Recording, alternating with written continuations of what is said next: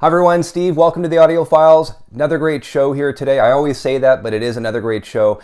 Thank you again. So many new subscribers to my channel. I'm overwhelmed. Thank you for all of the messages I've been receiving, the overwhelming support. Thank you so much. If you haven't subscribed already, please subscribe. You'll see the button there. I'm giving away I'm in a great mood. I'm giving away two things now when I get to 1,000 subscribers. First, of course, as we all know, the 3LP Abbey Road 50th anniversary box set. And I'm also going to give away, and it's coming out in October. Hopefully we get to 1,000 before October 15th, but I'm also going to give away the Let It Be Super Deluxe box set as well. So you'll have two chances to win if you're a subscriber once I get to 1,000 subscribers. So again, thank you so much for your support. It's been very humbling. I'm super glad that you guys are enjoying my channel. So I had a viewer ask me, Steve, what do you think of half-speed mastering? I'm like, hey, that's interesting. Maybe that's a really good topic for my next video. So yeah, I'm going to talk about that today. The topic today will be half-speed mastering. Do you think the sound quality is better? As you can see here, I've got an Abbey Road Some Girls pressed at Abbey Road, or I guess cut at Abbey Road Studios by Miles Showell. Today I'm going to get into the history of half-speed mastering, who the major players are, and my thoughts on the sound quality compared to just when it's cut at normal speed. So stay tuned for an exciting episode of the Audiophiles.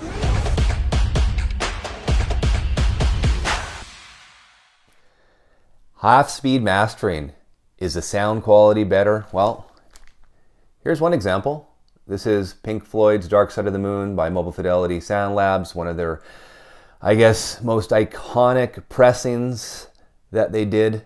Half-speed mastered by the legend, the late, great Stan Ricker. Now, I just wanted to get into the history of half-speed mastering first.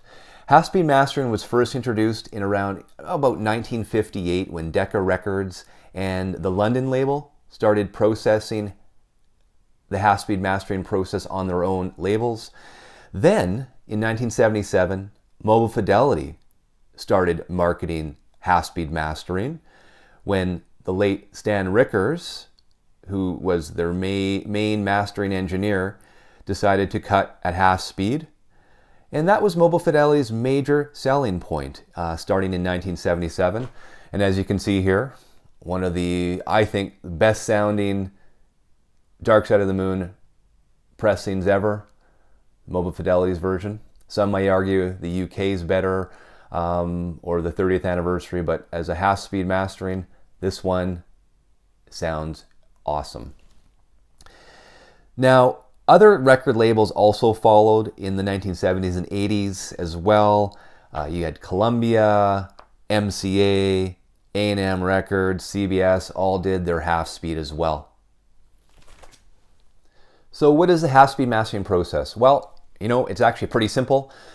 Instead of the mastering engineer cutting from their source at normal speed, that being the analog tape or the digital source, the engineer will cut it at half the speed. Now, what's the advantages of that? Well, the advantages of cutting at half speed would be it slows the cutting head down, allows more time for the cutting head to cut those grooves from their analog source or their digital source to make it sound that much better. But when you're cutting at half speed, there is a disadvantages or a limitation. You do lose one octave as well. So when you lose a whole octave, the frequency, you're going to lose some sound when it's cut to vinyl. And when you lose a whole octave, you're going to lose it on the low end, on the bass as well. So half speed really does sound great on the top end. It's gonna sound smooth. The vocals are gonna sound smooth. They're gonna sound clear, very crisp. The acoustics, the guitars are gonna sound great at half speed as well. But you do lose on the low end side, on the bass side. So that is the big advantage and disadvantage to half speed mastering. And right now, Miles Showell, who is I guess the forerunner in half speed mastering in the industry currently, is the only one doing it. We got Mobile Fidelity, Analog Productions, they're all doing it at full speed when they cut their vinyl. Now, Showell does it at half speed, he uses a digital source to cut, so he's able to master and get rid of some of the sibilance that might occur when it's cut at half speed. So getting rid of those S's that you might hear on, on past half speed mastering that you couldn't use a digital source for. So that is the major advantages and disadvantages of half speed mastering. So half speed mastering has its advantages, has its disadvantages, like I was talking about. Now, recently, the Beatles, Giles Martin has been doing remixes of some of the Beatles albums, as we all know. Miles Showell has done the half-speed mastering on all of these. Now, I feel half-speed mastering, because the vocals sound so smooth and clear and crisp, it's really good for the masses these days that are just getting into vinyl and listening to it and listening to these albums going, wow, this sounds great. Now, if you're a true audiophile and really into nostalgia, then maybe these, these pressings or these remixes and these remasterings aren't for you. But I get why they're doing it. I understand it. It's working. They're selling a heck of a lot of records. So, I mean, it is working as well.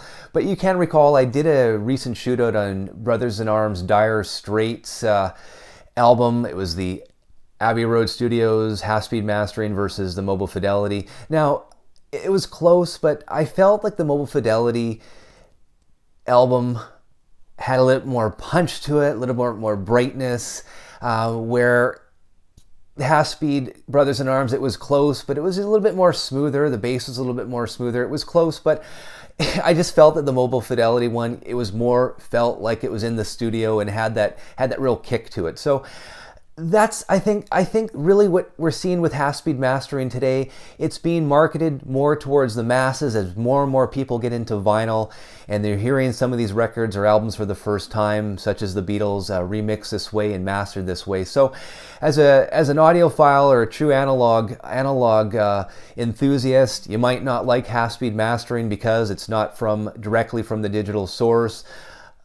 The analog source, not from the digital, it's from a digital source. So it really depends on where you're at. But again, I get what Abbey Road Studios is doing, and you can't blame them. I mean, they're selling a lot of records. So I have been enjoying some really nice half-speed mastering cuts lately. I found a real gem.